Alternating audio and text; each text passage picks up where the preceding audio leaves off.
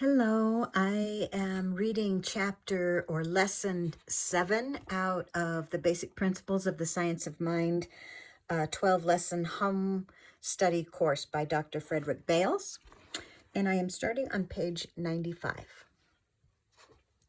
The most successful healer who ever lived was Jesus. In his discourses, he laid out clearly the fundamental principles that underlie all successful treatment. Yet there is no record that he ever outlined the technique of treatment. This has been left for a modern age to discover and set forth. Different practitioners have different methods of treatment, but they fall into two main divisions: the realization method and the analytical method. The first is probably the one most frequently used by Jesus, although there is evidence that at times he also used the other. Before beginning our discussion of the particular methods, we shall give some general essentials underlining either method. Since from now on we shall use the term practitioner frequently, it will be well to explain that by it we mean anyone who practices the science of mind in his daily living. We use the term patient throughout this course in spite of the fact that it has been used almost exclusively in medical practice. The original meaning of the word is one who suffers. It can, therefore, be applied to one who suffers from loss or loneliness or frustration or defeat in any phase of his experience. Some professional practitioners of the science of mind refer to their patients as students or clients. Basic essentials: what a treatment is. A treatment consists of the formulation of a concept of perfection, accompanied by a conviction of its truth, with the assurance that the creative law of mind, through omniscience, omnipotence, and omnipresence, invariably proceeds to translate it into form. In simpler language, a treatment is the releasing of our highest thought about a person or a condition, with the assurance that infinite creative mind begins immediately to bring to pass that which we have embodied in the treatment. The practitioner works with his own thought only. At the outset, it must become clear to the student that, whichever method he is using, he is not trying primarily to influence the thought of the patient directly. What he does will eventually affect the patient's thought, but the purpose of the treatment is to keep the practitioner's own thought free from the patient's erroneous belief, and to convince the practitioner himself of the truth about the patient, which is that he is a perfect manifestation of the infinite, and that whatever is true of the infinite is necessarily true of the patient. The entire treatment is an action within the mind of the practitioner, by himself, upon himself, but for the purpose of correcting the patient's false belief. It is highly important that the practitioner see this clearly. I turn to page 96. The practitioner knows that poverty, illness, and other adverse conditions manifesting in the realm of the physical are only distorted thoughts that have taken form. He deals with them primarily. If, for instance, he is treating the sick, he remembers that man thinks, not alone with his brain, but with every single cell of his body. Therefore, the illness is one of thought, the manifestation one of form. Thus he knows that the healing must be a healing of the destructive thought, and that this will result in a healed body. The latter will be called the healing by some, but the practitioner knows that it is only the outer manifestation of the real inward healing. The practitioner sees the body not as flesh and bones, hard and unyielding, but as spiritual substance whose form can be changed as easily as one would alter the form of a rising column of smoke by a slight movement of the finger through it. This realization enables him to hold the conviction of the alterability of the physical. As soon as his conviction concerning the patient is clear, without doubt or mental reservation, the treatment is complete. The treatment, therefore, is an operation of mind that begins and ends in the thought of the practitioner. its fruits will be shown in the patient. In treatment, talk about the patient. Talk about the patient, not to him. When one treats for another, the words in either method of treatment are always spoken in the third person, never in the second. We do not say, "You are well." We say, "John Smith is well." The former tends toward hypnosis or suggestion. The latter is a statement of the truth that we believe concerning John Smith, who has been entertaining a false belief about himself. When we treat for ourselves, we use the first personal pronoun, I, me, my, or mine. It is best to give treatment 2 or 3 times a day, always making sure to release the treatment to infinite mind, for it is the Father who doeth the work. If we find ourselves coming back too often to treat again, it is a sign that we have not properly and completely released it. The way to release will be given in the next lesson. If we are sure that He is able and willing to keep that which I have committed unto Him, we shall make a complete release. The infinite never forgets, and we have other things to divert. Yet, the infinite never forgets. We have other things to divert our attention, but we can rest assured that the infinite still carries that which we have committed unto it and is changing the form accordingly. If, therefore, we are tempted to treat too often, we merely touch the treatment lightly with our thought, as the child touches the hoop he rolls down the street after he has given it the initial movement. We say to ourselves, "Well, I'm glad infinite mind is working for John Smith." This is what we mean by touching lightly. Let every treatment be as though it were the only treatment that we are going to give for that person. When we give another at the end of the day, let it be as though we were starting again at the beginning. Never let the idea of time to enter in. Do not say or think, "This is serious and therefore will probably take a long time to heal." Remember that we are dealing with limitless power that can heal instantly and would always heal instantly except for the barrier of our time thought or some other obstruction in the human consciousness. Even when the practitioner finds it necessary to continue treatment for some weeks or months before the patient gives complete response, he gives each treatment as if it were the first and the only one given. The moment improvement shows, give thanks. Say, "That's good, infinite mind. I know you're on the job." The realization method. The realization method is the simpler of the two methods. As its name implies, it is that movement of mind by which we come instantly and simultaneously to a realization of the following. Number 1, the nothingness of the condition. Number 2, the unchanged perfection that lies beneath the apparent ugly surface condition. Number 3, the omnipotence of the power that is directed toward the patient. And number 4, the undeviating obedience of the law of mind that responds to the thought of the patient.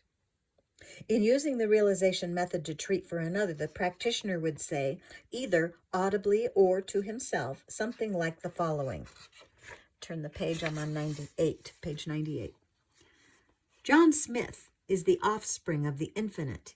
He partakes of the divine nature, structure, and quality. This distorted condition is only the shadowing forth of his disturbed and distorted views of life and of himself. These thoughts are merely his beliefs. I refuse to accept his false concept of himself, knowing that the thought of the infinite is that of perfection, wholeness, and well-being. I announce this truth to myself until there is no longer anything in my thought that questions the truth of my statement about John Smith. The one perfect life of the infinite flows through John Smith now. It has always flowed through him. It is whole and complete. Nothing in the universe has the power to upset it or to obstruct it, for it is the resistless movement of omnipotence in and through him. His apparent illness is real only in a secondary sense. Perfection and wholeness are primary reality. I look straight through the apparent reality to that which is primary. One constructive thought is more potent than 10,000 destructive thoughts. I speak my declaration of truth concerning John Smith with the quiet confidence that now, at this very moment, his illness is no more real than the horrors of a nightmare, and that he is awakening to his true state in which the false pictures of his nightmare disappear. John Smith is now whole, complete, lacking nothing. He is expressing the divine nature through the unhindered working of the infinite healing presence in him. It must be so, and it is so. I now release my word to deeper mind, turning the entire responsibility for the manifestation over to it. With this, the practitioner releases the healing process to the infinite healing presence, synonymous with universal mind, and which works through deeper mind, the only agency that can change the thought into the thing, the only agency that possesses all the knowledge of the way to produce perfect cells in place of the former imperfect cells. He releases it with perfect confidence to deeper mind, where willingness to obey and the ability to do so are the characteristics of this healing mind operating through law. The analytical or reasoning method. The analytical method is more extensive but better suited to those of an analytical turn of mind. I use it more often because I prefer to approach such things from a reasoning point of view, page 99, and to analyze and dissect the process of treatment. There is an added benefit in it because it breaks the treatment into 7 steps. Thus, when the results are not satisfactory, it furnishes an opportunity to determine at which step the treatment was not effective. In the analytical or reasoning method, the treatment is comparable to a golf swing, which appears to the uninitiated to be one continuous movement, but is really a great many steps perfectly coordinated. The golfer must set his feet at exact positions, grasp the club, and, without taking his eyes off the ball, bring the club back slowly, and on the downswing gradually accelerate its rate. Then, after he has hit the ball, still keep his eyes on the spot where the ball had been. There are many more components of a correct golf swing. These are given as examples. When he is off his game, a golfer can ask the instructor to play around with him and watch him. If his trouble is a body sway, the professional will say, "I see where your trouble is. You're not keeping your body in line. You sway just a little as you make your stroke." When the golfer corrects this one step, his shots become good again. Yet, without breaking down the swing into its component parts, the instructor would have found it difficult to know just what the golfer was doing that was not correct. It is for the same purpose that we have broken down treatment by the analytical method into 7 steps. We call these steps the 7 R's. The 7 R's. First R, relaxation. Physical relaxation.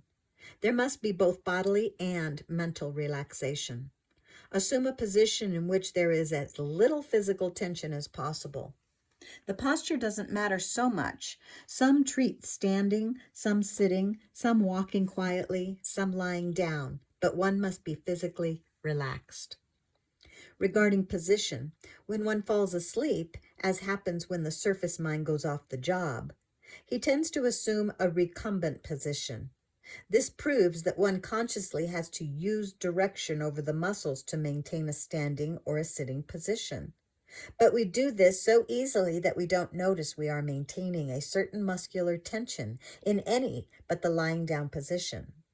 Therefore, the least tensed or most relaxed position is that of lying down. This means that all our thought, both surface and deeper, can go into the treatment. Yet, unconsciously, sometimes the fingers will clench, or in some other way the muscles of the body will tense.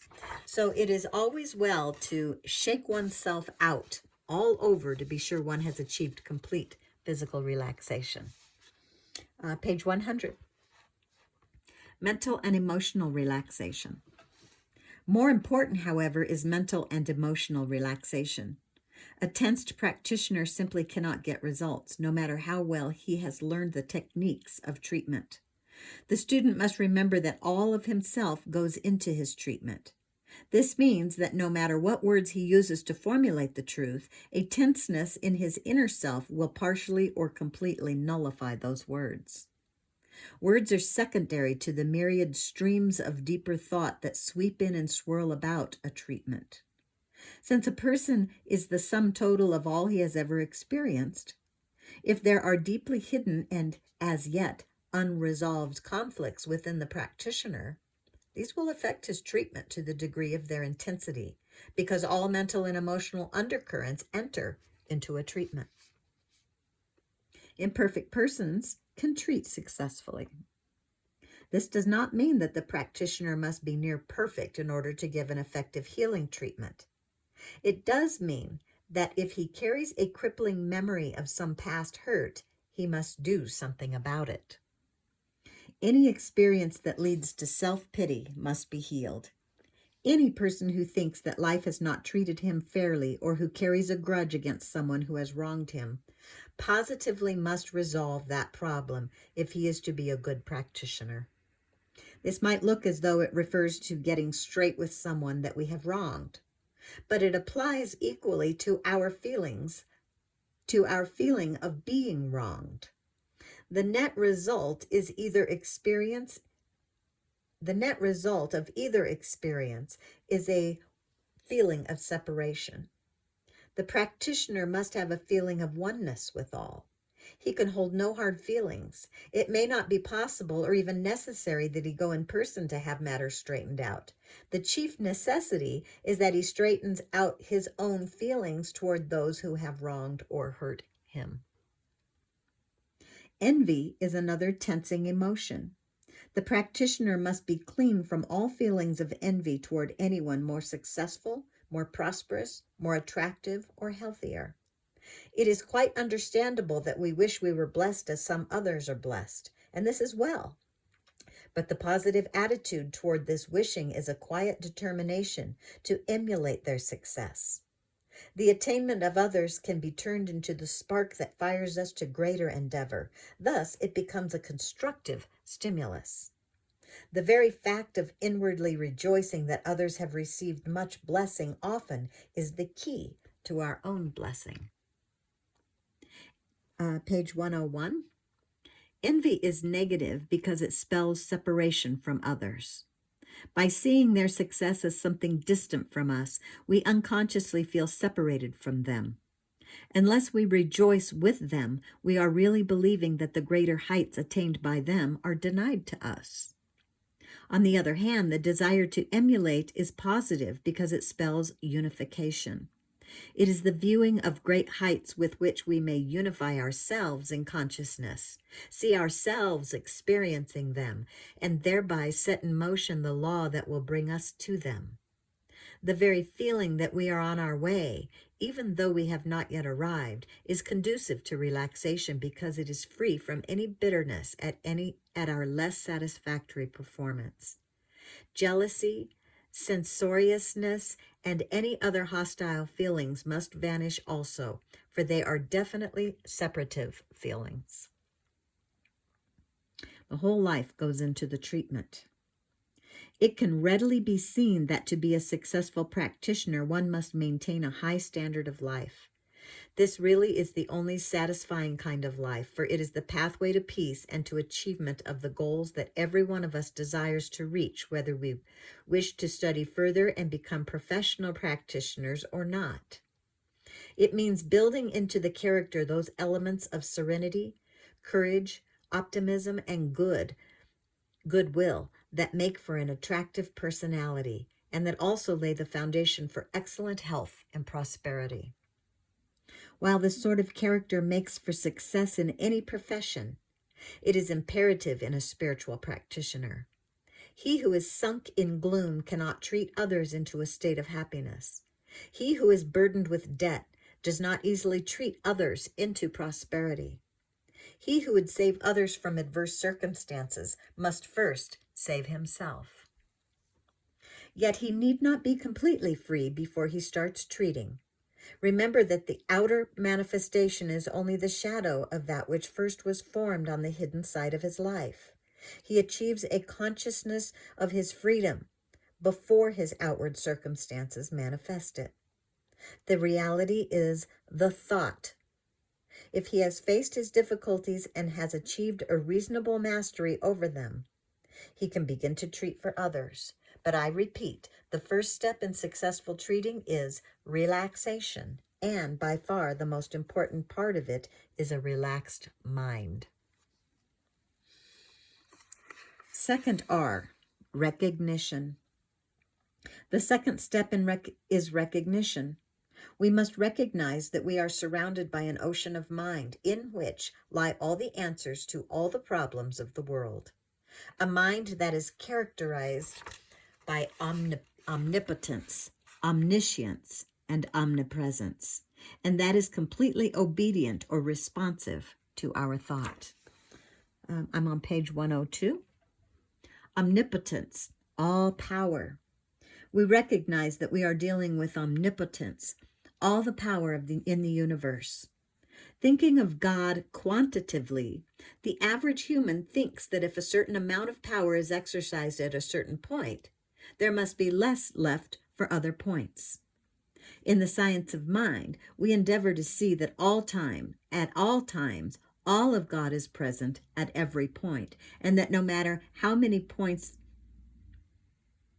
the healing streams are flowing, there is just as much flowing through our word for this person for whom we are treating as there was before, and just as much for our own needs as we can take. All omnipotence is present at every point. Each man can consider himself the recipient of everything the Father has or is without depriving anyone else. I'll read that again. Each man can consider himself the recipient of everything the Father has or is, without depriving anyone else. Thus, when we treat, we call in not some power, but all power. And our neighbor does the same at the same time. This is the recognition that makes a powerful practitioner. Omniscience, all knowledge. There is not a problem in the universe to which omniscience does not know the answer. Omniscience has brought into being everything that is. It has built every cell of the body, every successful life, for without it was not anything made that was made. Man has problems. Omniscience has nothing but answers. It knows nothing of problems. Its knowledge is so far beyond anything that man has yet discovered that it knows nothing of incurable diseases. Man is proud of his scientific discoveries, yet omniscience knew them all before the foundation of the world. And omnipresence, everywhere present. Omnipresence means that the infinite is equally present at all points in space. Therefore, one can treat for a person living on the other side of the world just as easily as if he were in the same room. The practitioner does not project his thought at the person for whom he is treating. If he did, the treatment would become weaker in direct ratio to the distance. We live in the surrounding ocean of infinite mind. The patient and the practitioner are both surrounded by it, just as they are both surrounded by the physical atmosphere of the earth. That which is known at one point in that mind is simultaneously known at every other point. Therefore, that which the practitioner declares to be the truth about the patient is immediately known at the point in mind where the patient is. That is why distance between practitioner and patient is no barrier to effective treatment. Mr. Bales and I have treated persons 10,000 miles, Mrs. Bales and I have treated for persons 10,000 miles distant, and the healing has taken place, sometimes simultaneously. During a treatment, the practitioner substitutes his perfect thought about the patient for the patient's imperfect thought about himself, and releases his perfect thought into the infinite mind, which is everywhere present. This mind, streaming through the patient and now carrying his picture of perfect health, proceeds to fabricate that perfect thought into form, which becomes the state of the patient. The next lesson will bring this out even more clearly.